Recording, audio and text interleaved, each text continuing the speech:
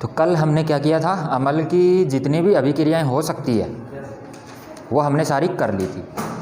सबसे पहले हमने किया था अमल की किसके साथ, धातु के साथ अभिक्रिया, है ना। धातु के साथ अभिक्रिया करके अमल क्या बनाता है, लवण और हाइड्रोजन गैस, यही है। धातु का लवण बनाएगा और साथ में हाइड्रोजन गैस बनाएगा। दूसरी अभिक्रिया हमने अमल की जो की थी वो की थी अमल की किसके साथ, धातु कार्बोनेट के साथ और धातु हाइड्रोजन कार्बोनेट के साथ, ये अभिक्रिया की थी। इसके बाद जो तीसरी अभिक्रिया हमने की थी अमल की वो की थी क्षारक के साथ, है ना। और क्षारक के साथ वो करके लवण और जल बनाता है। उसके बाद हमने की थी अमल की धात्विक ऑक्साइड के साथ अभिक्रिया, है ना। और इसके बाद हमने की थी अमल की अधात्विक ऑक्साइड के साथ। तो धात्विक ऑक्साइड के साथ तो लवण और जल बनाता है, अधात्विक ऑक्साइड के साथ कुछ नहीं बनाता, यानी कि कोई अभिक्रिया नहीं होती। इसके बाद हमने की थी क्षारक की धात्विक ऑक्साइड के साथ। तो क्षारक की धात्विक ऑक्साइड के साथ अभिक्रिया होती है, क्षारक की धात्विक ऑक्साइड के साथ कोई अभिक्रिया नहीं होती, क्योंकि धात्विक ऑक्साइड है वो खुद क्षारक होते हैं, इसलिए उनकी कोई अभिक्रिया नहीं होती है। और क्षारक की अधात्विक ऑक्साइड के साथ वही लवण और जल बने। क्लियर है ना। तो इतने तरीके की अभिक्रियाएं हमने कर ली थी। तो आज हमें करना है, यहाँ तक अमल की जितनी भी अभिक्रियाएं हो सकती थी वो हमने सारी पढ़ ली है। आज हम करते हैं कि जो अमल है सारे के सारे, जैसे कि मैंने कुछ अमल लिखे, हाइड्रोक्लोरिक अमल है,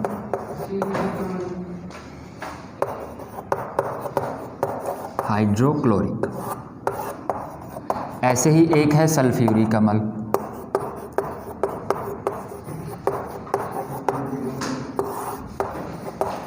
ऐसे ही और जितने भी अमल है, जैसे कि लैक्टिक अमल किस में होता है, दही में, है ना। दही खट्टा होता है तो पक्का उसके अंदर अमल होगा। ऐसे ही जितने भी अमल होते हैं इनके अंदर ऐसी क्या चीज़ है जो सब में होती है, जो इनको अमल बनाती है, यानी ये भी अमल है, ये भी अमल है, और जितने भी लेते हो वो भी अमल। तो इन सब के अंदर ऐसी क्या चीज़ कॉमन है जो इनको अमल बनाती है, वो चीज़ आज हमें करनी है, ठीक है। ऐसे ही फिर हमारे पास क्षारक भी है, जैसे कि मैग्नीशियम हाइड्रोक्साइड,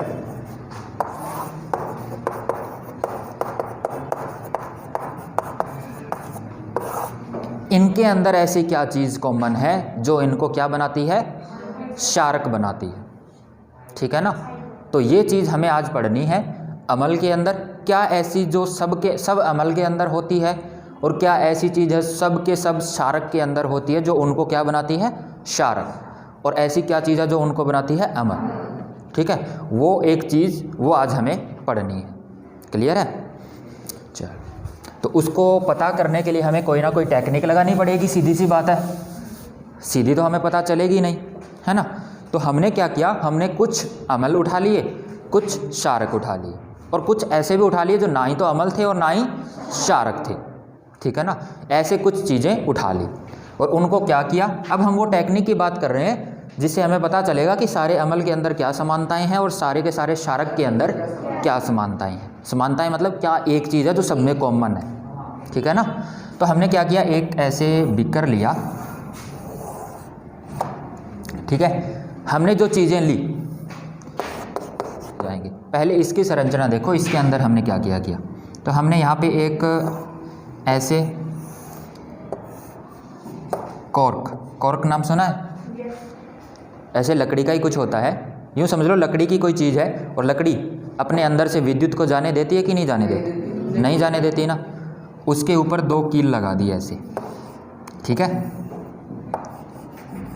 ये 2 कील लगा दी। यहाँ पे हमने एक बैटरी ले ली, ये बैटरी का प्रतीक होता है, हम 12वें चैप्टर में इसको अच्छे से पढ़ेंगे। किसका प्रतीक है ये, बैटरी का। बैटरी के अंदर क्या होते हैं, सेल होते हैं। सेल का एक प्लस होता है, एक माइनस होता है, सबको ये चीज़ पता है ना। और प्लस माइनस से हम तार को जोड़ के, और इधर हमने एक लगा दिया बल्ब, ठीक है, जिसके अंदर अगर ये जलेगा तो हमें पता चल जाएगा कि क्या इसके अंदर से क्या जा रही है, विद्युत धारा जा रही है, प्रवाहित हो रही है, ठीक है। यहाँ पे हमने एक लगा दिया स्विच, ठीक है। अगर इसके अंदर से विद्युत धारा जा रही होगी तो ये बल्ब क्या हो जाएगा, जल जाएगा, यानी कि ऑन हो जाएगा। और अगर नहीं जा रही है तो ये ऑन नहीं होगा। अच्छा, विद्युत धारा चलने के लिए छोटी सी चीज़ है जो आप समझ लो, विद्युत धारा अगर चलेगी तो इस तार के अंदर से कोई ना कोई चीज़ चलेगी, यहाँ से ऐसे होती हुई वापस यहाँ आ जाएगी, और वो होती है आवेश। क्या होता है? आवेश या चार्ज। कोई भी एक चार्ज इस वायर के अंदर से होता हुआ अगर नहीं चला तो हम कहेंगे कि विद्युत धारा भी नहीं चलेगी। विद्युत धारा होती क्या है? तो विद्युत धारा आवेश का प्रवाह या आवेश का चलना ही क्या है? विद्युत धारा। ठीक है ना। आवेश क्या होता है? प्लस और माइनस, ये दो आवेश होते हैं किसी भी पदार्थ के ऊपर। किसी भी पदार्थ, मान लो आपके पास मैग्नीशियम है, ठीक है, अगर इसके ऊपर आवेश है तो ये क्या होगा? इसके ऊपर एक गुण आ जाता है इसके पास। किस चीज़ का गुण? या तो खींचने का या फिर धक्का देने, यानी कि खींचने का यानी आकर्षण, और धक्का देना यानी कि अपकर्षण, या जिसको हम रिपल्शन भी बोल देते हैं, अट्रैक्शन और रिपल्शन। अब इसके ऊपर कोई आवेश नहीं है, अगर इसके ऊपर प्लस आ गया तो इसके ऊपर क्या आ गया है? आवेश। ठीक है ना। ऐसे ही अगर इसके पास, अब इसके पास आवेश आ गया ना, तो इसके पास एक गुण आ गया, क्या? इसको अट्रैक्ट करने का। किसको अट्रैक्ट करने का? एक दूसरी आवेशित वस्तु को। जैसे कि यहाँ पे इसके पास एक और मैग्नीशियम आए, इसके ऊपर भी प्लस चार्ज है, तो ये इसको क्या करेगा? रिपेल करेगा, यानी कि धक्का देगा, अपनी तरफ नहीं खींचेगा, क्योंकि समान आवेश है। और अगर यहीं पे मैग्नीशियम की बजाय आ गया ऑक्सीजन, जिसके ऊपर माइनस का आवेश है, तो ये इसको अट्रैक्ट करेगा कि दूर भगाएगा? अट्रैक्ट करेगा। ये होते हैं आवेशित वस्तुओं के गुण। अगर किसी भी वस्तु पे आवेश आ गया है ना, तो वो क्या करेंगे? या तो एक दूसरे को खींचेंगे और या रिपेल करेंगे। और यही आवेश का मेन प्रॉपर्टी होती है। किसी भी वस्तु के ऊपर आवेश आ गया तो वो वस्तु क्या कर सकती है? फिर या तो धक्का दे सकती है या फिर खींच सकती है, यानी कि या तो अट्रैक्ट कर सकती है या रिपेल कर सकती है। यही आवेश का मेन मतलब होता है, जिसको हम क्या कहते हैं? चार्ज कहते हैं। क्लियर है। अब ये चार्ज एक जगह रुका हुआ है, तो क्या हम कहेंगे कि ये विद्युत धारा बना रहा है? नहीं।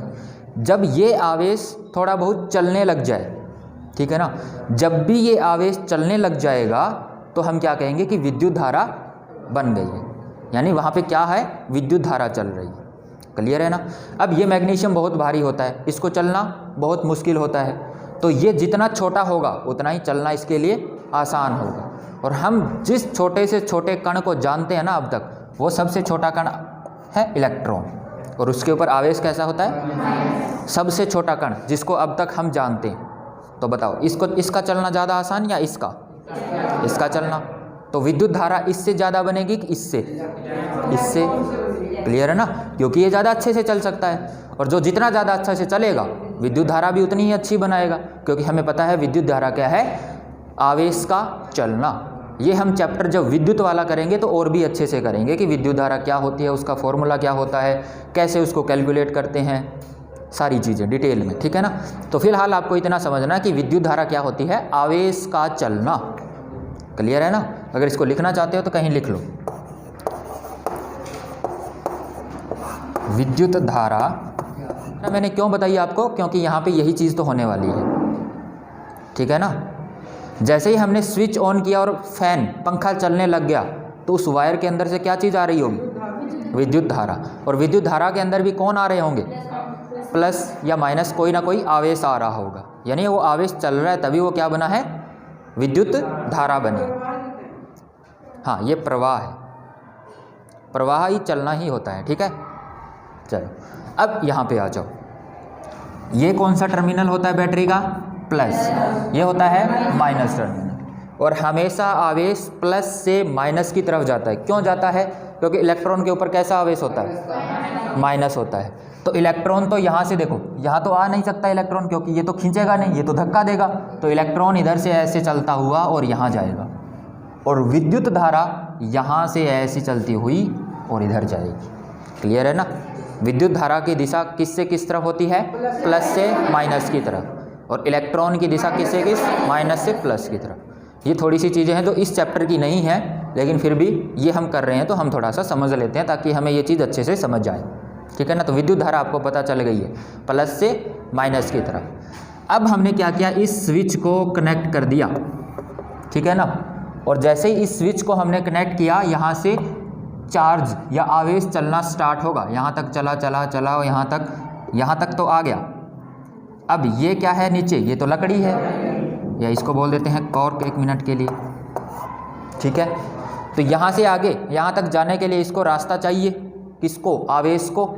लेकिन ये कॉर्क अपने अंदर से नहीं जाने देता है। हमें पता है विद्युत का चालन कौन करता है, धातु करती है, लेकिन ये तो नहीं करता है। इसका मतलब यहाँ पे आके रुक जाएगी, यहाँ से नहीं जाएगी तो क्या ये बल्ब ऑन होगा, नहीं जलेगा, ठीक है। इतना हमने सेटअप कर लिया है।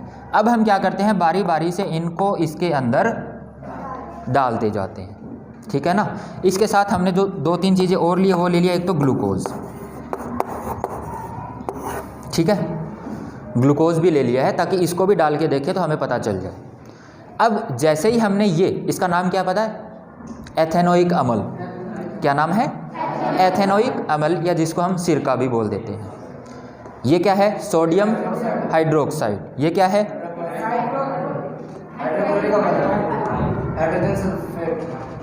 हाइड्रोजन सल्फेट, या फिर इसका एक और नाम भी है सल्फ्यूरिक अम्ल, ठीक है ना। तो इनके नाम भी याद रखो, क्लियर है ना। हाँ, अब इसको हमने इसके अंदर जैसे ही डाला और ये स्विच हमारा जुड़ा हुआ है, आवेश यहाँ पे आके रुका हुआ है, इसको यहाँ से यहाँ जाना है। अब हमने इसके अंदर क्या डाल दिया है,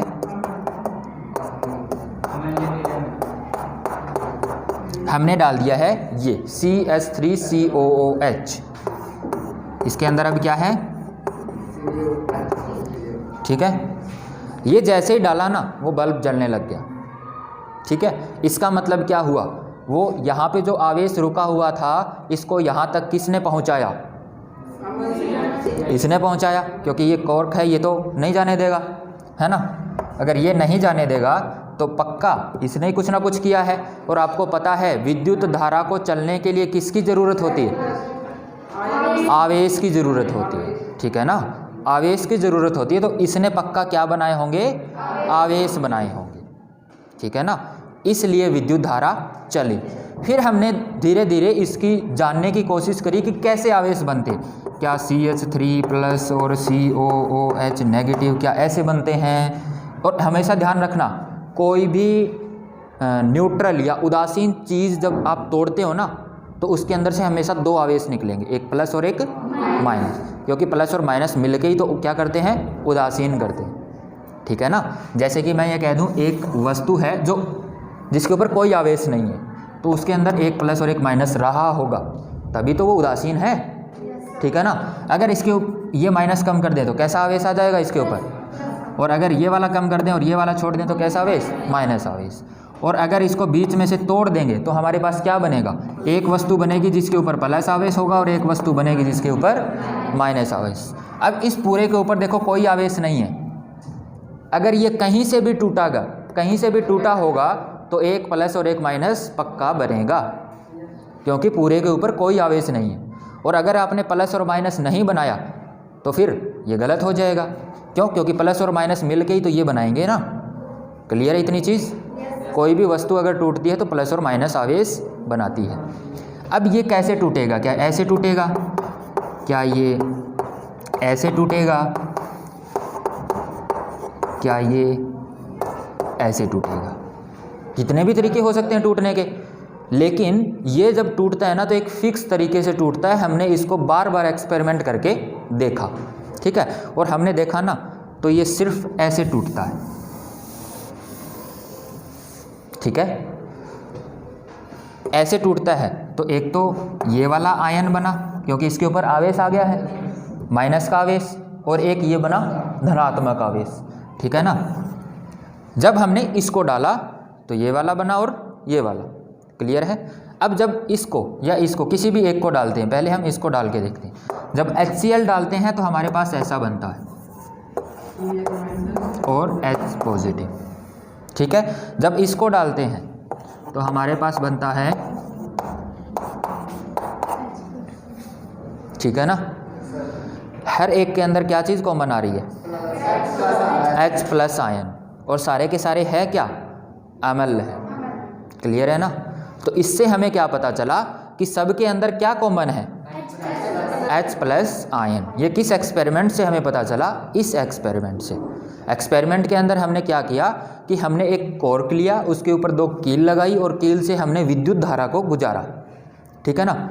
विद्युत धारा को गुजारा तो हमने देखा कि जो अमल थे उन अमल के अंदर से विद्युत धारा गुजर रही थी, प्रवाहित हो रही थी। और ऐसे ही हमने शार्क डाला। अब ये तो हो गई अमल की बात। जब शार्क को डालते हैं ना तो शार्क ऐसे बनते हैं, ठीक है। इसके साथ हमने कोई और शार्क ले लिया, मान लो ये ले लिया MgOH2, तो ये भी टूटेगा और क्या बनेगा? ये बनेगा। इनके अंदर देखो क्या चीज़ कॉमन है, OH माइनस, क्लियर है ना। और ये अगर नहीं बने, अगर ये OH नेगेटिव आयन नहीं बना तो क्या वो विद्युत धारा का चालन करेगा? क्या नहीं करेगा, ठीक है ना। क्योंकि विद्युत धारा को चलने के लिए आपको क्या चाहिए? आवेश चाहिए। इसीलिए ये अमल और क्षारक है, ये विद्युत का चालन करेंगे। क्यों करेंगे? क्योंकि ये क्या बनाते हैं? 2 आवेश बनाते हैं। जब भी इनके अंदर से विद्युत धारा गुजरेगी ये क्या बनाते हैं? आवेश बनाकर और अपने अंदर से विद्युत को जाने देते हैं, ठीक है। तो एक चीज़ हमने इस पूरे से क्या सीखी? एक तो ये सीखी कि अमल के अंदर, अमल हो चाहे क्षारक हो, दोनों टूट कर क्या बनाते हैं? आयन बनाते हैं, ठीक है। और उसी आयन की वजह से क्या चलती है? उसके अंदर से विद्युत धारा चलती है। 2 चीज़ हो गई। तीसरी चीज़, अमल जो है वो हमेशा एक आयन कॉमन बनाएंगे। सब अमल, चाहे आपने कोई भी अमल उठाया हो, कौन सा आयन बनाएंगे? H पॉजिटिव आयन, ठीक है। H पॉजिटिव का ही नाम होता है हाइड्रोनियम आयन, ठीक है ना। उसको हम अभी लिखेंगे। उसके बाद जो क्षारक है, सारे के सारे क्षारक टूटकर आयन बनाते हैं, ठीक बात है। लेकिन सारे के सारे क्षारक एक आयन तो कॉमन बनाएंगे ही बनाएंगे। वो आयन कौन सा होगा? OH माइनस, जिसको हम कहते हैं हाइड्रो ऑक्साइड आयन, ठीक है। तो 2 तरीके के ion, H positive ion, OH negative ion, ठीक है ना। अब इस पे आ जाओ, ग्लूकोज।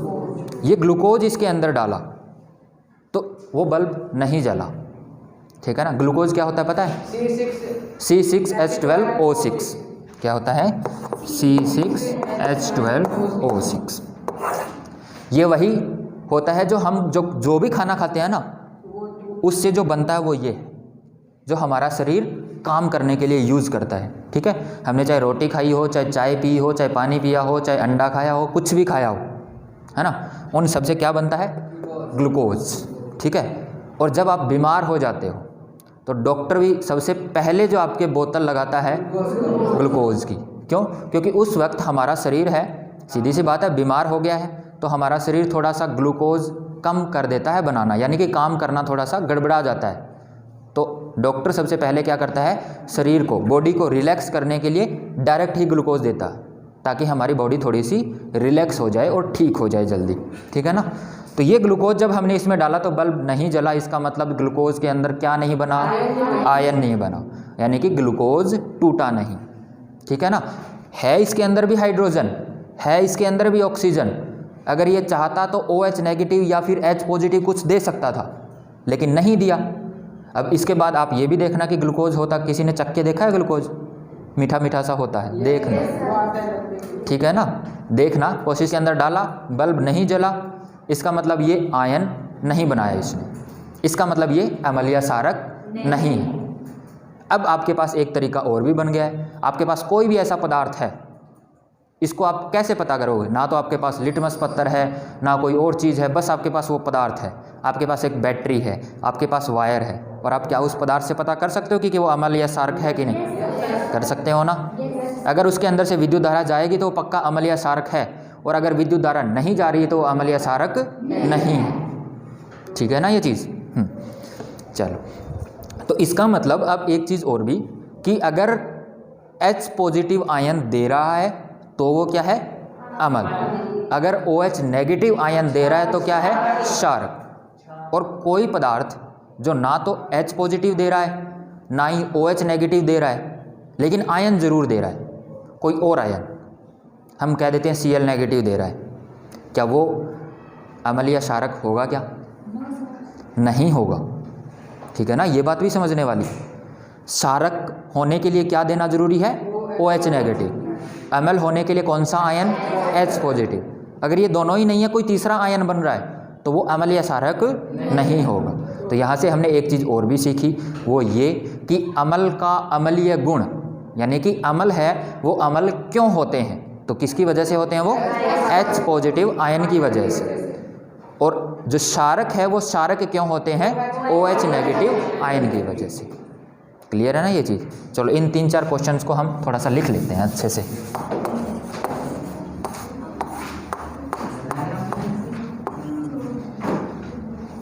प्रवाहित करवाते हैं।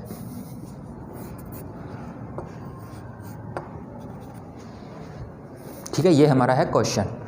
एक डायग्राम के द्वारा समझाइए कि क्या होता है जब अम्ल क्षारक से, अम्ल यहाँ पे ये स्लैश लगा रखा है, इसका मतलब है या अम्ल या फिर क्षारक किसी भी एक से विद्युत धारा प्रवाहित करवाते हैं तो क्या होता है। एक डायग्राम के द्वारा समझाना है आपको। ये रहा डायग्राम, ठीक है। ये जो है ये क्या है, अम्ल या फिर क्षारक, ठीक है।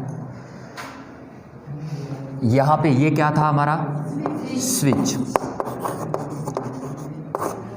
ये जो डायग्राम है ना, ये डायग्राम आपको एक और चीज़ जो हम 12th चैप्टर के अंदर करेंगे, विद्युत परिपथ, उसको समझने में भी मदद करेगा, ठीक है ना। वहाँ पे आएगा कि आपके पास एक बैटरी है, एक कनेक्टिंग वायर है, एक बल्ब है और एक स्विच है, इन सबको मिला के और विद्युत परिपथ बना के दिखाइए। या तो ऐसा क्वेश्चन पूछ लेंगे या फिर सिंपल ही पूछ लेंगे कि विद्युत परिपथ क्या होता है समझाइए। तो ये जो बना है ना, इसी का नाम क्या है, विद्युत परिपथ। विद्युत परिपथ मतलब विद्युत के चलने का रास्ता, ठीक है ना। परिपथ का मतलब होता क्या है, रास्ता या पाथ। ये स्विच हो गया, ये क्या है, बैटरी है, ये क्या है, बल्ब है। बैटरी के अंदर हमेशा ध्यान रखना, ये सेल है ना, ये एक से, ये इतना है ना, ये एक प्लस ये माइनस, ठीक है। इतना अगर है तो इसको हम कहते हैं एक सेल, जो आपकी घड़ी के अंदर यूज होता है, जिसके अंदर एक तरफ प्लस एक तरफ माइनस होता है, उसका सिंबल तो ये है इतना, ठीक है। इसके अंदर देखो कितने सेल है, 1 2 3 और 4, और ठीक है। और आपने टॉर्च देखी है, उसके पीछे कितने सेल लगे होते हैं, 4 लगे होते हैं, 3 लगे होते हैं, तो उसको हम इसलिए कहते हैं क्या, बैटरी, ठीक है ना। बैटरी के अंदर क्या होते हैं, एक से ज़्यादा सेल लगे होते हैं, तभी जाके वो बैटरी बनती है। तो इसके अंदर 1 2 3 4 सेल लगे हुए हैं। और एक हमेशा ध्यान रखना, जब भी बैटरी बनाओ प्लस माइनस का आपको पता होना चाहिए। बड़े वाला टर्मिनल प्लस, छोटे वाला माइनस। तो ये एक डायग्राम हो गया, चित्रित डायग्राम। अब इसके अंदर आपको विद्युत धारा की डायरेक्शन दिखानी है। कहाँ से कहाँ दिखाओगे, यहाँ से ऐसे लगाऊं कि ऐसे, ये ठीक है, यहाँ से ऐसे होती हुई फिर ऐसे, ये हो गया डायग्राम। इसका आंसर, सबसे पहले ये डायग्राम बनाओगे इसके अंदर, फिर लिखोगे उत्तर।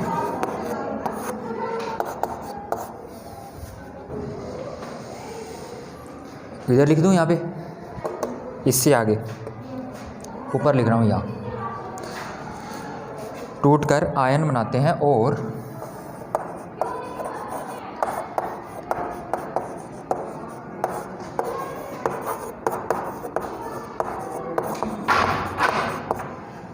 खोलना भी कर दे बंद।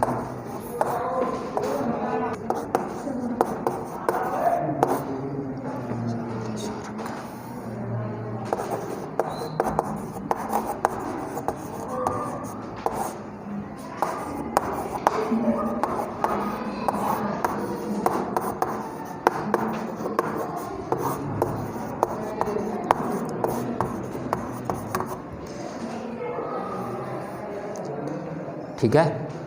जब अम्ल या क्षारक के विलयन से विद्युत धारा गुजारते हैं तो वे टूटकर आयन बनाते हैं और इन्हीं आयन की वजह से अम्ल तथा क्षारक के विलयन विद्युत का चालन करते हैं। अम्ल भी या क्षारक, कौन सा भी एक लो, ठीक है ना, क्योंकि ये दोनों के लिए लिखा है। ये क्वेश्चन अम्ल के लिए भी पूछा जा सकता है, क्षारक के लिए भी पूछा सकता है, लवण के लिए भी पूछा जा सकता है। लवण भी टूटकर आयन बनाते हैं, ठीक है ना।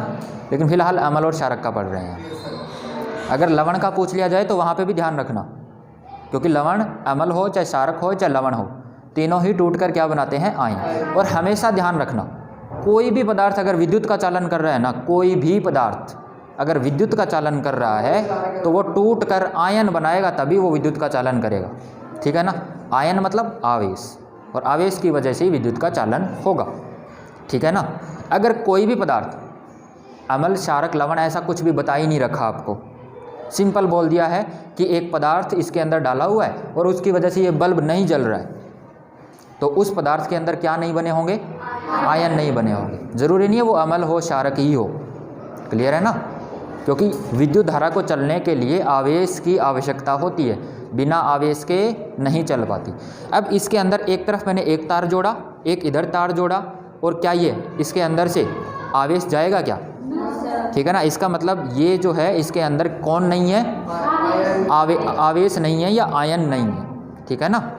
इसके बराबर में ही एक लोहे की तार रखी, उसके अंदर से जाएगा क्या, तो उसके अंदर क्या है, आयन है, या तो आवेश है या आयन है, ठीक है ना, इसकी वजह से ही जा रहा है। चलो ये हुआ हमारा क्वेश्चन। इसके बाद नेक्स्ट एक क्वेश्चन और है, सभी अम्लों में क्या समानता होती है, बता सकते हो, अब बता सकते हो क्या, सेम, अच्छा अब ठीक है, मैंने ठीक ही लिखा था।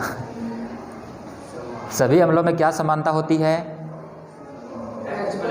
तो सभी टूटकर क्या बनाते हैं, H+ आयन, आयन बनाते हैं, लेकिन कौन सा आयन, H+ आयन, ठीक है ना।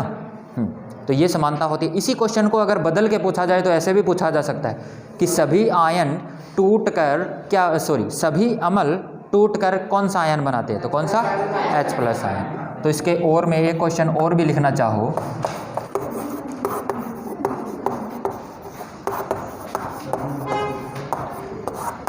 H+, और इस H+ के ब्रैकेट में एक चीज़ और लगी होती है, AQ, जिसका मतलब होता है एक्वस। अभी थोड़ी देर बाद उसको हम पढ़ने वाले कि एक्वस का क्या मतलब होता है, ठीक है। हाँ, और इसका नाम होता है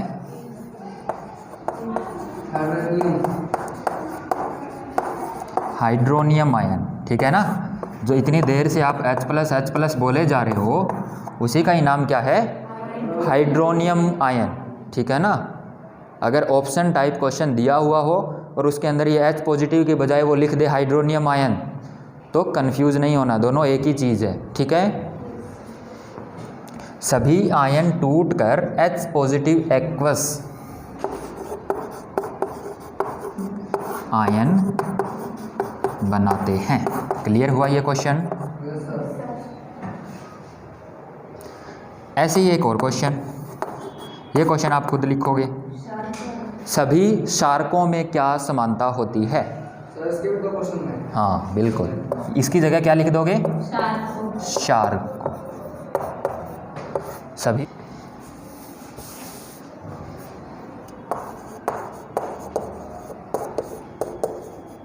ये नेक्स्ट वो टॉपिक अपना ख़त्म हो चुका है, क्या कि सभी अम्लों और क्षारकों में क्या समानता है, वो टॉपिक ख़त्म हो चुका है। अब नया टॉपिक स्टार्ट हो गया, मैंने उसका क्वेश्चन लिख दिया है। वो ये नया टॉपिक जो है कि अम्ल और क्षारक, उनको अब हमने किस में मिलाना है, पानी में, ठीक है ना। क्या होगा जब हम उनको पानी में मिलाते हैं, ठीक है, ये चीज़ अब हमें करनी है।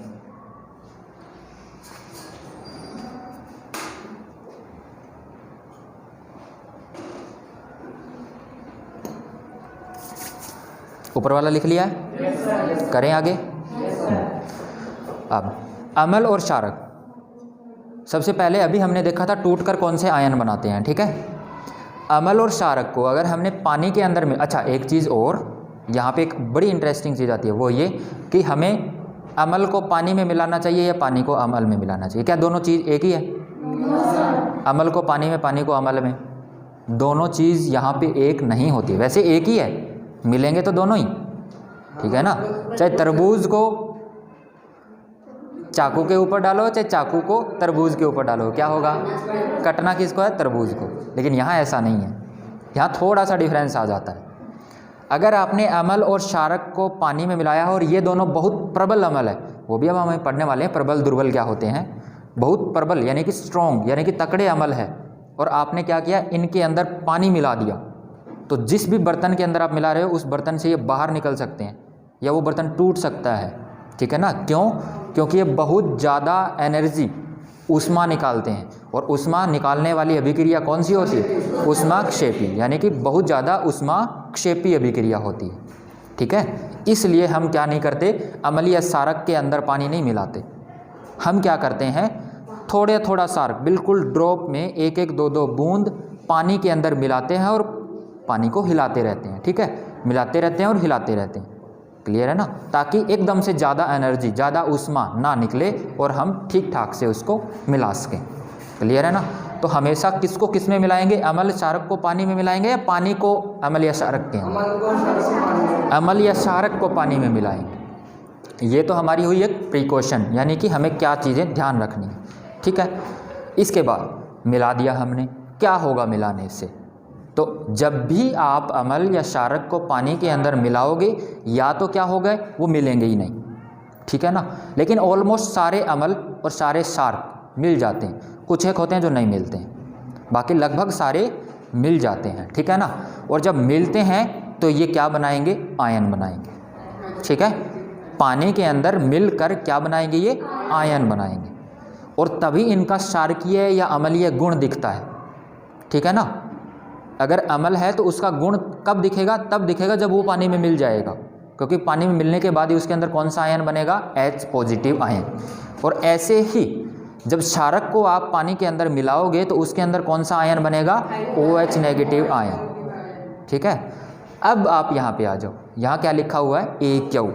इस AQ का मतलब भी यही है कि ये OH नेगेटिव कब बना है, पानी में मिला हुआ है ये। ठीक है ना, यानी इसके साथ कौन मिला हुआ है, पानी। क्लियर है ना, ऐसे ही मैंने H पॉजिटिव और उसके साथ भी AQ लिखा था, इसका मतलब है इसके साथ भी कौन मिला हुआ है, पानी। क्लियर है ना, इसीलिए ये AQ लिखा हुआ है। AQ का मतलब होता है एक्वस। अगर आपको बोल दिया गया कोई भी सॉल्यूशन एक्वस है, यानी उसके अंदर क्या मिला हुआ है, पानी मिला हुआ है। क्लियर है ना, तो इसीलिए मैंने यहाँ पे ये AQ लिखा था। अब ये आपको समझ आ गया होगा कि जब हम अम्ल या क्षारक को पानी में मिलाते हैं तो क्या बनता है, आयन बन जाता है।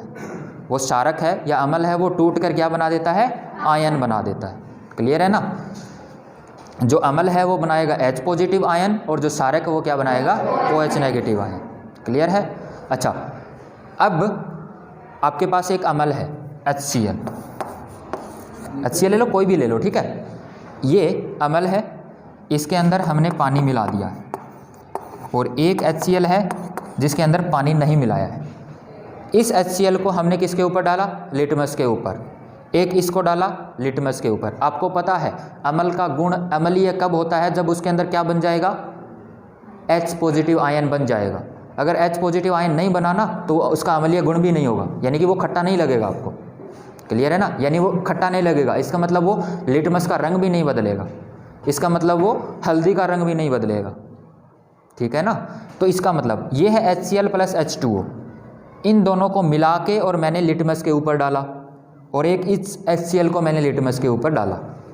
कौन से के अंदर आपको रंग, इसके अंदर रंग बदला देगा, इसके अंदर रंग के अंदर कोई बदलाव नहीं।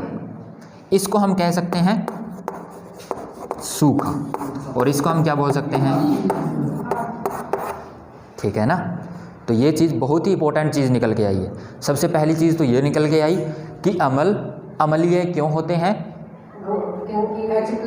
H प्लस आयन की वजह से, और क्षारक है वो क्षारकीय क्यों होते हैं, OH नेगेटिव आयन की वजह से।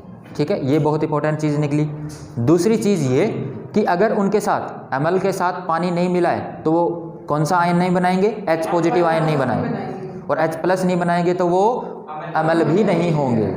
ठीक है ना, तो यहाँ से एक कॉन्सेप्चुअल क्वेश्चन या इंपॉर्टेंट क्वेश्चन पूछा जा सकता है। ठीक है, हम आंसर लिखते हैं।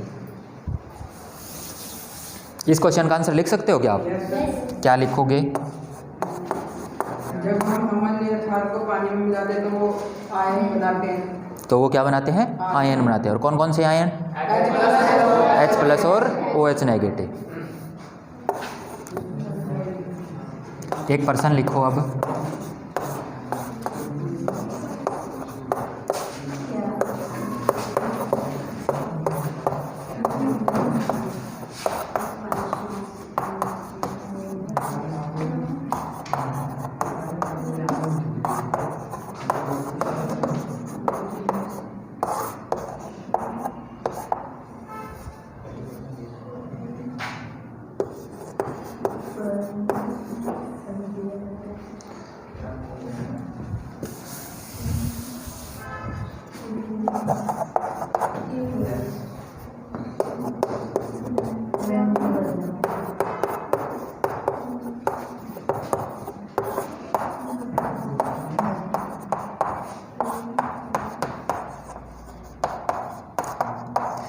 ये क्वेश्चन है, यूँ समझ लो उसी जो अभी हमने पानी के साथ अभिक्रिया कर रहे हैं उसी के अंदर से एक क्वेश्चन निकला है।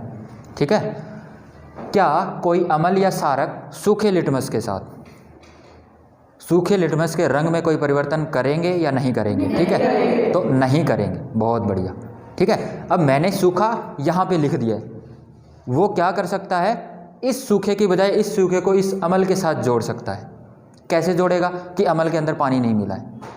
ठीक है, जैसे कि HCl को वो क्या कर सकता है, गीली या सूखी, ड्राई HCl या फिर गीली HCl। ठीक है, तो किसी के साथ भी अगर इसके साथ पानी नहीं मिला हुआ है, ठीक है, तो भी नहीं करेगा, उसके साथ नहीं मिला हुआ है तो भी नहीं करेगा। ठीक है, अच्छा, इसका एक दूसरा क्वेश्चन अगर बने कि क्या कोई अम्ल या क्षारक गीले लिटमस के रंग में बदलाव करेंगे या नहीं? करेंगे। अब क्यों का आंसर भी तो दो।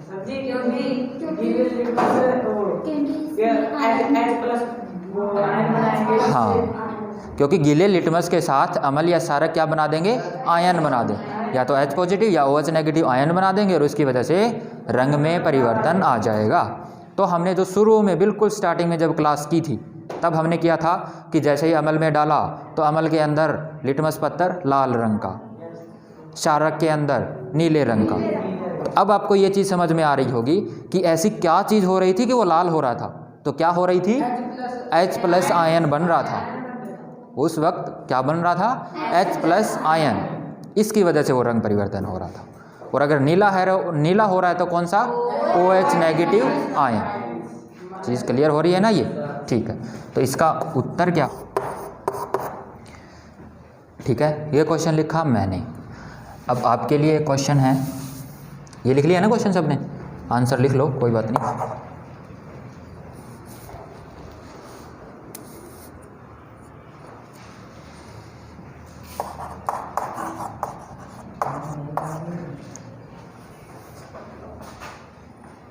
ये आंसर लिख लो तब बता देना।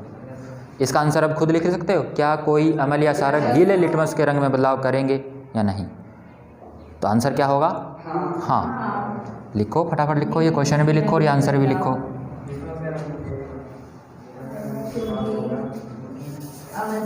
हाँ, लिखो लिखो लिखो। ऐसे खुद क्वेश्चन और आंसर बनाने सीख गए ना तो छलांग भी आपकी लग गई समझो।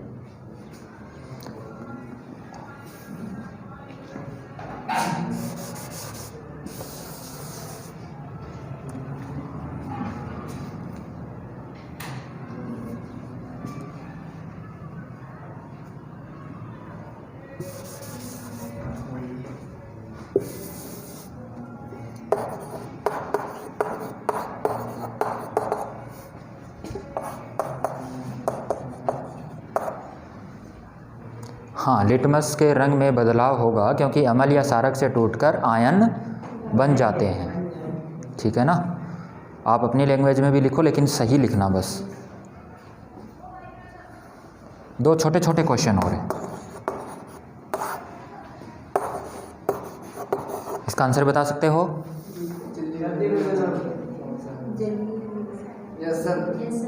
कौन बताएगा, हाथ खड़े करना।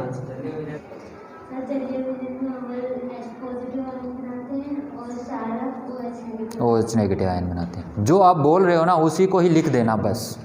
ठीक है, हिंदी लिखनी सबको आती होगी। ये क्वेश्चन भी लिखना है। हाँ, ये क्वेश्चन तो लिखना ही है मेरे भाई।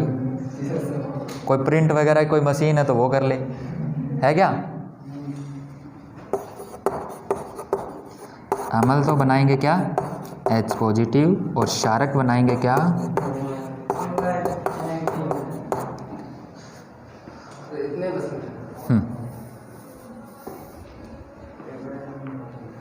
अब इसके बाद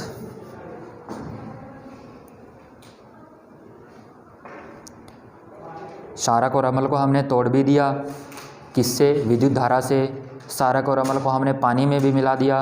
अब हम करते हैं कि जब क्षारक और अम्ल का जो पानी में मिलाया तो उससे क्षारक पर क्या प्रभाव पड़ेगा अम्ल पर क्या प्रभाव पड़ेगा, पानी के ऊपर उसका क्या इफेक्ट पड़ेगा। तो यहाँ पे एक कॉन्सेप्ट आता है तनुकरण का, ठीक है ना। तनुकरण क्या होता है, डाइल्यूशन जिसको बोलते हैं, ठीक है, इंग्लिश में उसे बोलते हैं क्या, डाइल्यूशन। ये अम्ल या क्षारक के लिए नहीं, किसी भी चीज़ के लिए डाइल्यूशन का मतलब होता है कि किसी भी पदार्थ की सांद्रता को कम कर देना। क्या कम कर देना, सांद्रता को कम कर देना। अब नया शब्द आ गया सांद्रता, जिसको बोलते हैं कंसंट्रेशन। सांद्रता को क्या बोलते हैं, कंसंट्रेशन। कंसंट्रेशन आपने बहुत सुना होगा, है ना। कंसंट्रेशन बहुत बार पढ़ते पढ़ते यार कंसंट्रेशन नहीं बन रही है ना, ध्यान नहीं लग रहा। चलो उसी कंसंट्रेशन को समझ के और हम तनुकरण को समझते हैं।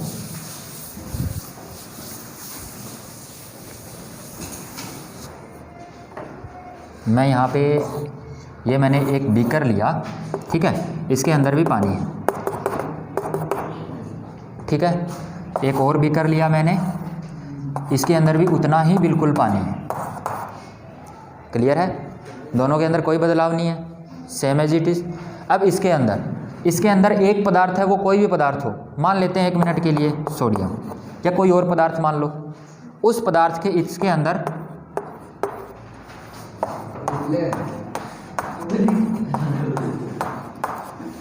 क्या हो गया,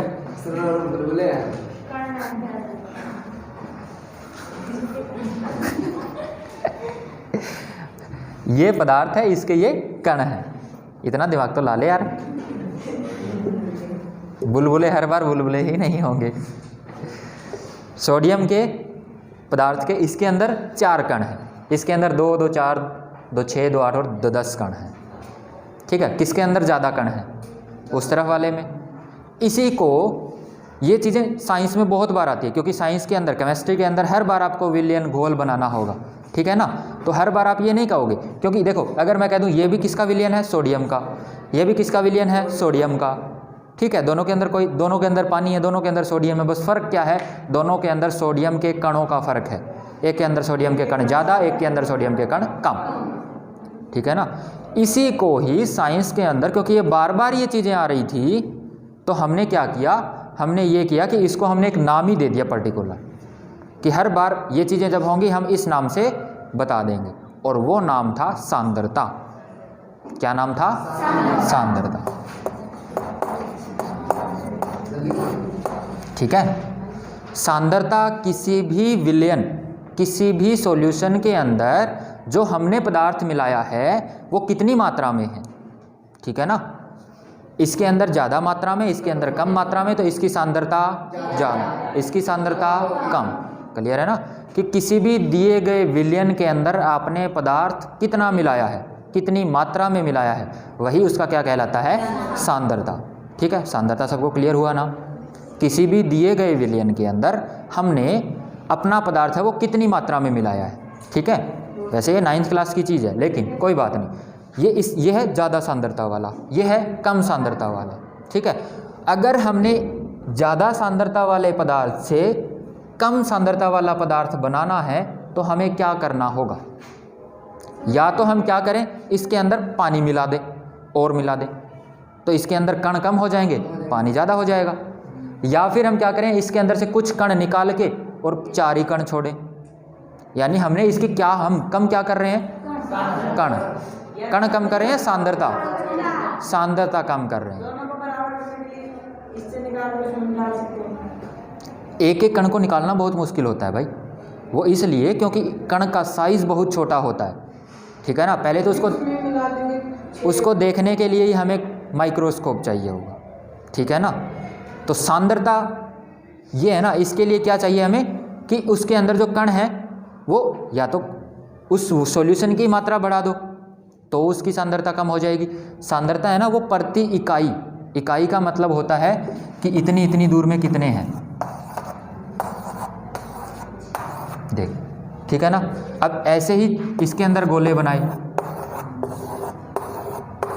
उसके अंदर ज़्यादा गोलों के अंदर कितने कण आ रहे हैं और इसके अंदर कितने आ रहे हैं, है ना। इसके अंदर 6, इसके अंदर 4, 2 तो बाहर है फिर भी, ठीक है ना। ऐसे सांद्रता नापते हैं हम, ठीक है ना भाई। प्रत्येक गोले के अंदर हमने क्या, इसी को हम बोल देते हैं प्रति इकाई, ठीक है ना। ये प्रति इकाई का एक कॉन्सेप्ट होता है। इकाई का कॉन्सेप्ट हमने इसलिए किया कि हमने क्या किया, सबको बराबर बांट दिया और फिर देखा कि हर एक गोले के अंदर कितने कण आ रहे हैं। अब इसके हर एक गोले के अंदर अगर हमें कण घटाने हो तो हम इसके अंदर अगर पानी मिला दें और तो ये कण भी दूर दूर हो जाएंगे। फिर एक गोले के अंदर यहाँ पे एक एक कण आ रहा है ना, क्या पता ना भी आए। समझ रहे हो ना। इसी को हम कहते हैं, यानी कि सिंपल सी ये चीज़ अगर आपको ना भी समझ आ रही हो तो इतना समझ लो कि दिए गए पदार्थ के अंदर या दिए गए विलयन के अंदर आपने कितना मिलाया है, उसे तो हम कहते हैं उसकी सांद्रता। और उसी सांद्रता को अगर आप कम कर रहे हो तो उसी को हम कहते हैं तनुकरण या डाइल्यूशन। ठीक है ना। किसी भी पदार्थ की सांद्रता को कम करना तनुकरण कहलाता है। ठीक है। अब आपको अगर अम्ल का तनुकरण करना है तो आप किसकी सांद्रता घटाओगे? अम्ल की घटाओगे। अम्ल के अंदर होता क्या है, कौन से कण होते हैं, कौन सा आयन बनेगा ही बनेगा, H पॉजिटिव। ठीक है ना। तो आप किसकी सांद्रता घटाओगे? H पॉजिटिव की। प्रति इकाई H पॉजिटिव आयन की सांद्रता अगर आपने कम कर दी तो आपने क्या किया? डाइल्यूशन किया, यानी कि तनुकरण किया। तनुकरण को हमेशा याद रखना, सांद्रता को कम करना यानी कि तनुकरण। और सांद्रता क्या होती है? प्रति इकाई कणों की मात्रा। ठीक है ना। एक इकाई के अंदर कितने कण आ रहे हैं? एक है क्षारक और एक है क्षार। ये भी ध्यान रखना, इसमें क्या फ़र्क है। ये क्षार है ना, ये वो वाले क्षारक जो पानी में घुले होते हैं। तो क्षारक कौन से होते हैं? वो क्षारक जो पानी में घुलनशील होते हैं। एक छोटी सी चीज़ अगर हमें कहीं रह गई हो तो इसको लिख लेना।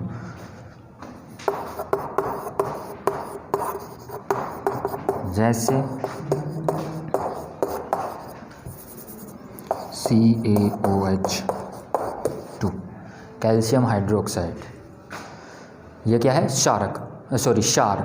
और क्षारक वो होते हैं जो पानी में घुलनशील हो चाहे ना हो, सारे इकट्ठे एक साथ, वो क्या होते हैं? क्षारक।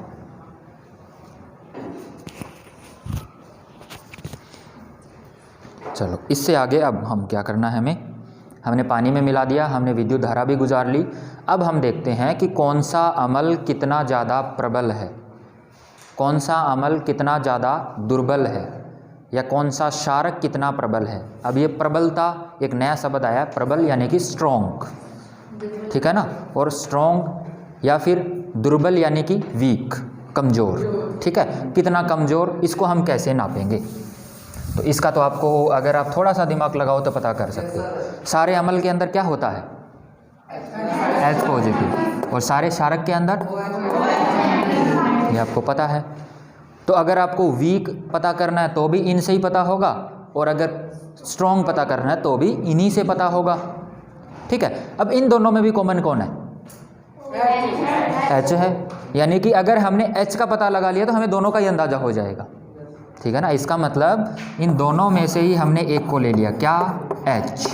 H मतलब हाइड्रोजन। ये H पॉजिटिव OH नेगेटिव क्यों लिया, ये तो पता है ना सबको। क्यों? क्योंकि हम बात कर रहे हैं अम्ल और क्षारक की।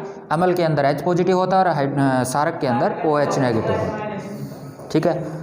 अब हमें क्या करना है, हमें ये पता करना कि कौन सा ज़्यादा तेज, ज़्यादा स्ट्रॉन्ग है, कौन सा कम स्ट्रॉन्ग यानी कि वीक है। ठीक है।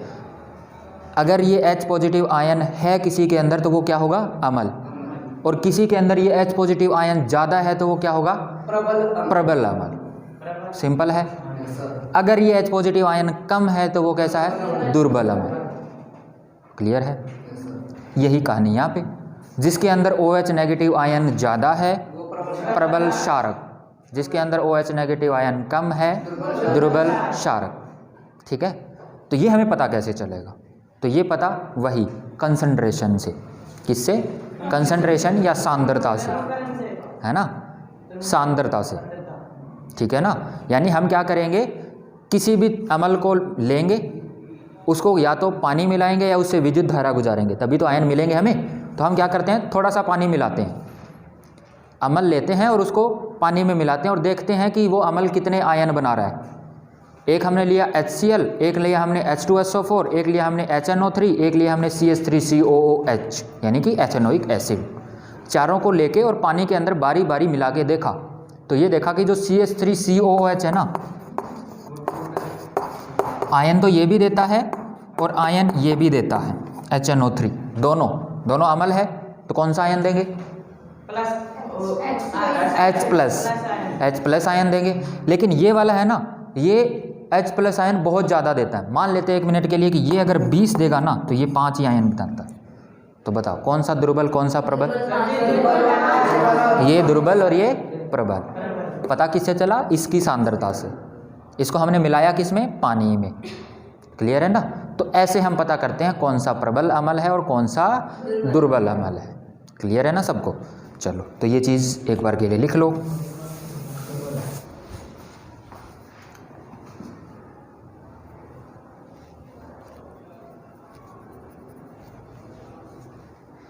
क्लियर हुए ये चारों क्वेश्चन?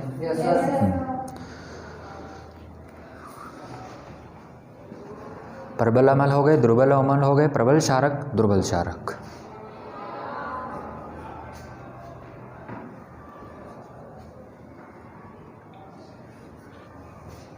रफ कर दूं?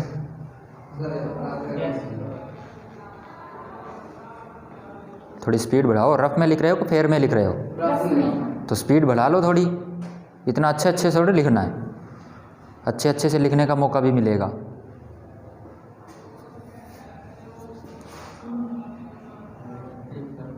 दो तो लिख लिए होंगे पहले।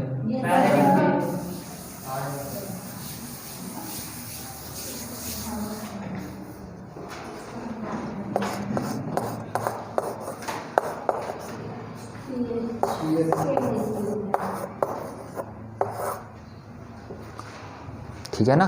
यानी कि हमने अमल के साथ जो जो चीज़ें करके देखी, हमने उसको तोड़ा, विद्युत धारा पास करवा के, हमने उसको पानी में मिलाया तो भी हमें H पॉजिटिव OH नेगेटिव मिले। उसके बाद हमने क्या किया? उनको प्रबल दुर्बल में डिवाइड भी करके देख लिया। ठीक है। अब उसके बाद हमने क्या किया कि चलो इतना काम तो हमारा हो गया, हमें ये भी पता चल गया सब क्षारक है उनके अंदर OH नेगेटिव, सब अमल है उनके अंदर H पॉजिटिव होगा। ठीक है, पता कर लिया हमने। लेकिन अब हम क्या चाहते हैं? हम एक ऐसी चीज़ चाहते हैं जिससे हमें तुरंत पता चल जाए कि ये अमल है, ये क्षारक है। हमें तुरंत पता चल जाए कि ये प्रबल अमल है, ये दुर्बल अमल है, ये प्रबल क्षारक और ये दुर्बल क्षारक है। हमें बस उस एक चीज़ से ही पता चल जाए, ऐसी चीज़ हम बनाना चाहते थे। स्केल, आप स्केल यूज़ करते हो? मीटर स्केल, वो मीटर स्केल भी तो इसीलिए बनाया गया ना कि आपको पता चल जाए कि लंबा है, ठीक बात है, लेकिन कितना लंबा? यानी कि ये 2 लाइनें हैं, ये एक ये लाइन है और एक ये लाइन है, तो आपको ये तो पता है इससे ये लाइन लंबी है, लेकिन मैंने जैसे ही पूछा ये लाइन इससे कितनी लंबी है, तो क्या चाहिए होगा? स्केल चाहिए होगा ना। हर बार ये तो है नहीं कि आप इसको ऐसे डिवाइड करोगे 1 2 3 4 और ऐसे, वो तो नहीं है ना। आप क्या करोगे? इसके बराबर में स्केल रखोगे, इसके बराबर में स्केल रखोगे और बता दोगे कि ये लाइन कितनी लंबी है। इसलिए आपको स्केल की आवश्यकता पड़ती है हर चीज़ में, चाहे वो इसमें हो, चाहे आपने किसी चीज़ को तोलना हो। चीनी ली, मान लो आपने 1 गिलास ली, 2 गिलास ली, ये तो ठीक है कि 2 गिलास वाली चीनी ज़्यादा है, लेकिन कितनी ज़्यादा? तो उसके लिए क्या चाहिए होगा? तोलने वाली मशीन चाहिए होगी, तराजू चाहिए होगी, किलो का बाट भी चाहिए होगा, है ना। तो ये चीज़ें क्या बताती हैं हमें कि हम सारी चीज़ एक्यूरेसी के साथ, जितनी ज़्यादा करेक्टनेस के साथ हम मेजर कर सकते हैं बनाएं।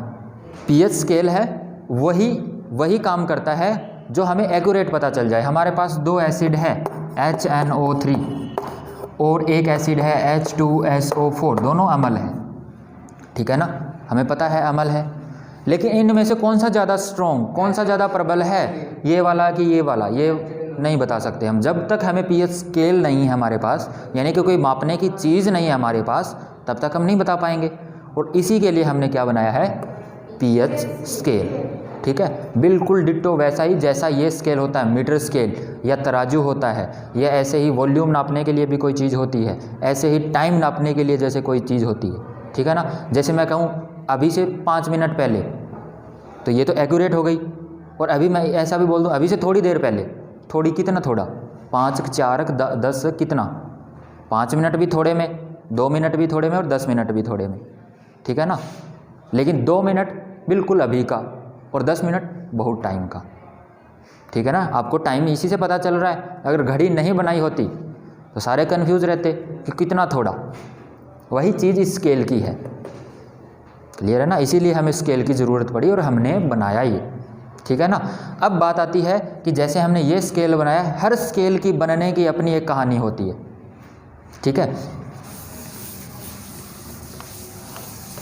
अब हमने बनाया है पीएच स्केल, तो आपको पता है बनाया किसके लिए है, अमल और क्षारक के लिए बनाया है। इसका मतलब अमल और क्षारक के अंदर क्या चीज़ें होती है, या तो H पॉजिटिव होता है या H नेगेटिव होता है, ठीक है। अमल के अंदर ये होगा, क्षारक के अंदर ये होगा। हमें दोनों को कंक्लूड करना है, अमल को भी क्षारक को भी। तो हम क्या लेंगे, O ले लें या H लें, H में दोनों हो जाएंगे, है ना। तो हमने क्या लिया, H। इस H की हमने क्या की, सांद्रता नाप ली। क्या नाप ली, सांद्रता, ठीक है। जिसके अंदर इस H की सांद्रता ज़्यादा उसको हम कहेंगे ज़्यादा अम्लीय, ठीक है। और जिसके अंदर इस H की सांद्रता कम उसे हम क्या कहेंगे, जैसे जैसे इसकी सांद्रता कम हो जाएगी क्षारक बनता जाएगा, क्लियर है। क्योंकि जहाँ पे सांद्रता कम होगी पता वहाँ पे उसके साथ कौन मिलेगा, O आगे मिल जाएगा, तभी तो सांद्रता कम होगी। इसके अंदर ये अकेला है, मतलब H ज़्यादा, सांद्रता ज़्यादा, सिंपल सी चीज़ है। बस यही पीएच स्केल के अंदर है।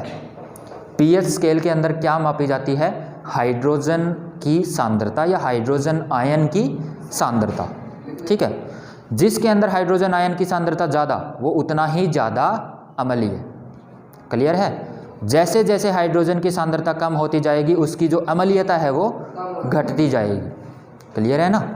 और जैसे जैसे H पॉजिटिव घटता जाएगा तो सांद्रता बढ़ती किसकी जाएगी, OH की, ठीक है ना, क्लियर है ना। बस यही पीएच स्केल है, सिंपल सा, क्लियर है, समझ में आया ना पीएच स्केल। सबसे पहले तो इस P का मतलब क्या होता है, P का मतलब होता है पुसांस। क्या होता है, पुसांस। पुसांस एक लैटिन वर्ड है जिसका एक्चुअल में मतलब होता है पावर या शक्ति, ठीक है ना। P का मतलब क्या है, पुसांस, और इसी का क्या मतलब है, शक्ति या पावर। किसकी शक्ति या पावर, हाइड्रोजन की।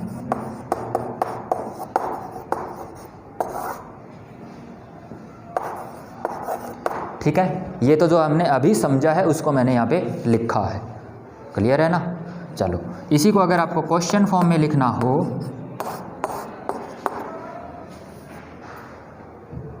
एक मिनट, एक बार क्वेश्चन को रुको। ये पीएच स्केल हो गया, ठीक है, लेकिन इसी को अगर हमने बनाना हो तो कैसे बनाएंगे, तो एक स्केल बनाएंगे जैसा आपका स्केल होता है, ऐसा ही होता है स्केल।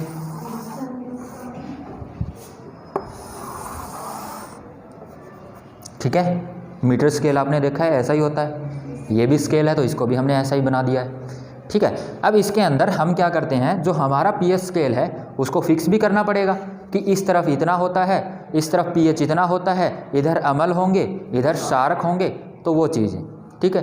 तो इसके अंदर जो सबसे बीच में होगा, जो इधर होते हैं ना, ये इसका कौन सा साइड है, लेफ्ट साइड है कि राइट, लेफ्ट साइड। यहाँ पे कौन होता है, अम्ल। और इधर जैसे जैसे बढ़ता जाता है अम्लीयता है वो घटती जाती है। यहाँ पे सबसे ज़्यादा अम्ल, घटता जाएगा, घटता जाएगा, घटता जाएगा, घटता जाएगा, और यहाँ पे ज़्यादा जाके क्या हो जाएगा, क्षारक, ठीक है ना। पीएच स्केल में एक तरफ होता है अम्ल, दूसरी तरफ होता है क्षारक। अब आपको पता है अम्ल और क्षारक से मिलते मिलते कहीं पे एक बीच में एक ऐसा पॉइंट भी आया होगा जहाँ पे ना तो अम्ल ना क्षारक, ऐसा पॉइंट आएगा ना, वही तो उदासीन पॉइंट होगा। तो इन दोनों के बिल्कुल बीच में यहाँ कहीं से आएगा, ये कैसा है, उदासीन। और यहाँ पे कौन रहेंगे, लवण, क्योंकि लवण ना तो क्षारक होते हैं ना ही अम्ल होते हैं, तो यहाँ रहेंगे, और तो किधर हो ही नहीं सकते। अच्छा, अब इस स्केल के अंदर हमें, जैसे हमारी मीटर स्केल के अंदर 1 2 3 4 5 ऐसे मीटर बने होते हैं, इसके अंदर भी बनाने पड़ेंगे। तो हमने क्या किया, इस पूरे स्केल को 14 बराबर भागों में बांट दिया। कितने, 14 बराबर भागों, 1 2 3 4 5 6। कितने खाने हो गए? 1 2 3 4 5 6 7 हो गए 7। ऐसे ही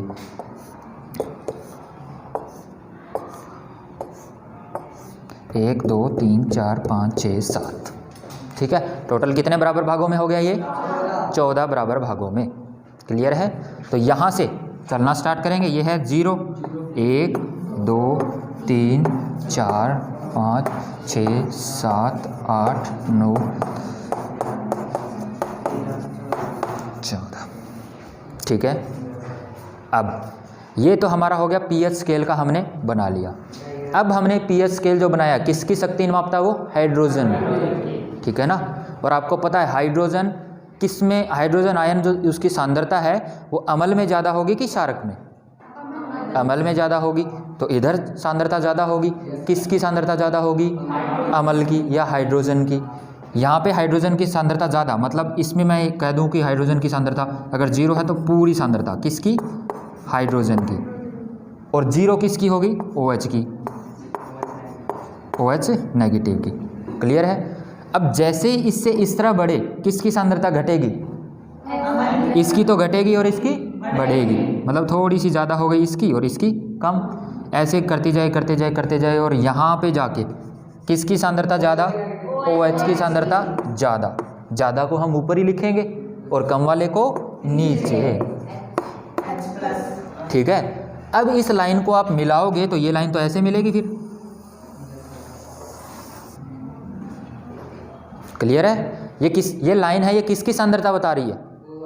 OH की, जो 0 से 14 तक बढ़ती जाती है।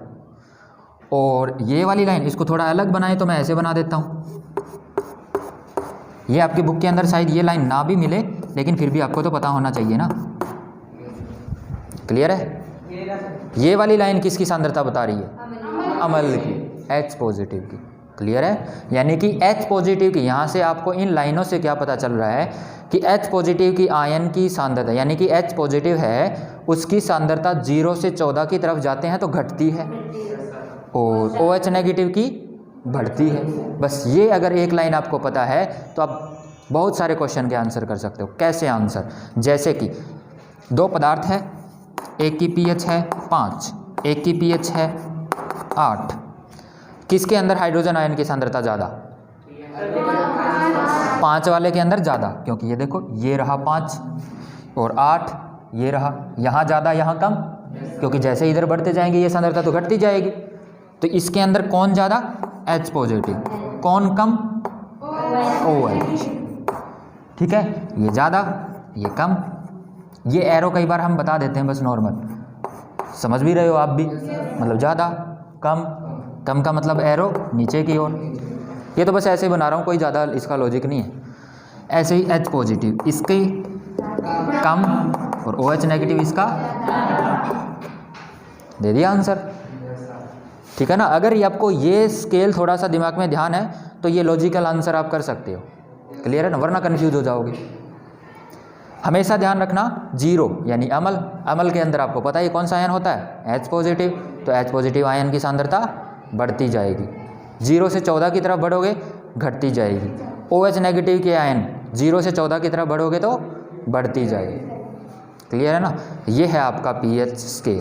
क्लियर है? अब बाकी तो चीज़ें आप बता ही सकते हो। किसी की पीएच 9 है, अम्ल होगा कि क्षारक? क्षारक। किसी की पीएच 7 है, अम्ल होगा कि क्षारक? ना ही अम्ल ना ही क्षारक, यानी कि उदासीन यानी कि लवण। क्लियर है? तो वो तो नॉर्मल क्वेश्चन है। बस ये क्वेश्चन थोड़ा सा ट्रिकी या इंपॉर्टेंट है, जिसके अंदर क्या पूछा जाएगा? हाइड्रोजन की सांद्रता या फिर OH नेगेटिव आयन की सांद्रता। वो आपको ये डायग्राम से क्लियर होगी। क्लियर है ना? चलो अब 2-3 क्वेश्चन छोटे छोटे लिखें। चलो, क्या हो गया? नींद आने लग गई तो 14 से आगे तो 14 से ज़्यादा इसको और भागों में बांट ले, 20 भागों में बांट ले। 20 भागों में बांट लेगा तो क्या हो जाएगा? 20 का आधा 10, यानी तेरा उदासीन पॉइंट कौन सा हो जाएगा? 10 वाला। क्वेश्चन अच्छा है ये, आप 20 में बांटो चाहे, लेकिन वहाँ पे उदासीन पॉइंट कौन सा हो जाएगा? 10 वाला। 0 से लेके 9-10 तक तो सारे के सारे क्या होंगे? अम्ल। और 10 से लेके 20 तक सारे के सारे क्या होंगे? क्षारक। रही तो वही कहानी, कुछ बदला तो नहीं तूने नया, सारा कमल तो वैसे ही रहेंगे। क्लियर है ना? हाँ, वो चीज़ अलग है कि फिर आपका वो पीएच स्केल आपका अपना होगा, ये वाला नहीं होगा। ठीक है ना? और एक चीज़ और, अगर आपको मतलब अपनी साइंस बनानी है तो अच्छी बात है। ठीक है ना? और साइंस के अंदर ऐसे लॉजिकल क्वेश्चन मुझे तो बहुत अच्छे लगते हैं जिसमें आप चुनौती दे रहे हो कि ये ऐसा क्यों है। ठीक है ना? ये पीएच ही क्यों है। ठीक है? हाइड्रोजन के अंदर H पॉजिटिव ही क्यों है, OH नेगेटिव क्यों नहीं है। ठीक है? तो ये क्वेश्चन अगर आपके दिमाग में आ रहे हैं तो आप साइंस की तरफ जाने के तैयार हो। क्लियर है ना? तो इनमें कोई भी वो बात नहीं है कि, और एक साइंस ही ऐसा सब्जेक्ट है जो आपको हर तरीके के क्वेश्चन पूछने की इजाज़त देता है। हर तरीके के, हर तरीका मतलब हर तरीका, ये मत समझना कि नहीं ये नहीं पूछ सकते, सारे A to Z। ठीक है ना? ये साइंस ही ऐसा सब्जेक्ट है जो इसकी चीज़ के पूछने की इजाज़त भी देता है। उसके आंसर या तो वो साइंस खुद बताएगी आपको, नहीं फिर आप खुद पता करो। इसीलिए तो उसमें कहते हैं कि वो साइंटिस्ट है जिसने खुद पता किया है। अब हम लिखते हैं ये वो बताता है सिर्फ पीएच स्केल के बारे में बताना, पीएच स्केल क्या है। ठीक है? जो हाइड्रोजन की सांद्रता पीएच में, पीएच का अर्थ क्या है?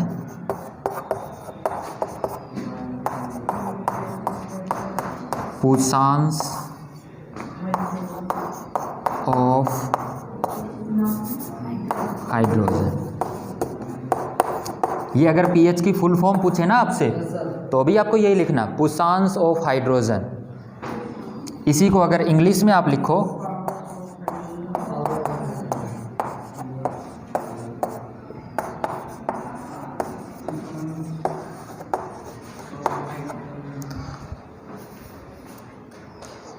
ठीक है ना?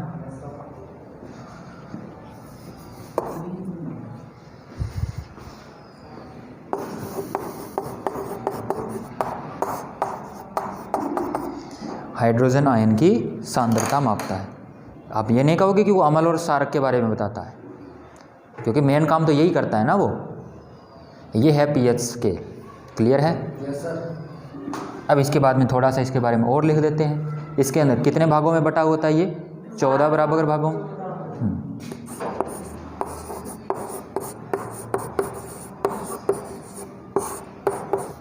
14 बराबर भागों में बटा होता है, 0 से लेके 14 तक। अच्छा, 0 से 14 तक जाते हैं तो किसकी सांद्रता बढ़ती जाती है? OH नेगेटिव की। और किसकी घटती जाती है? H positive. बस ये भी लिख दो।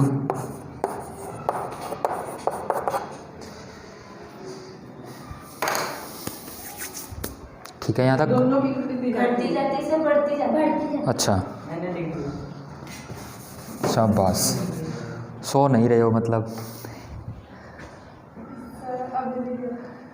आयन की सांद्रता, H पॉजिटिव आयन की सांद्रता घटती जाती है तथा OH नेगेटिव आयन की सांद्रता बढ़ती जाती है। अब आप कह रहे होगे सर अपनी गलतियों पे ऐसे ही पर्दा डाल लेते हैं ना जब भी गलती होती है हमारे ऊपर ही छोड़ देते हैं कि आप सो नहीं रहे हो। चलो आज हम करते हैं यहीं तक।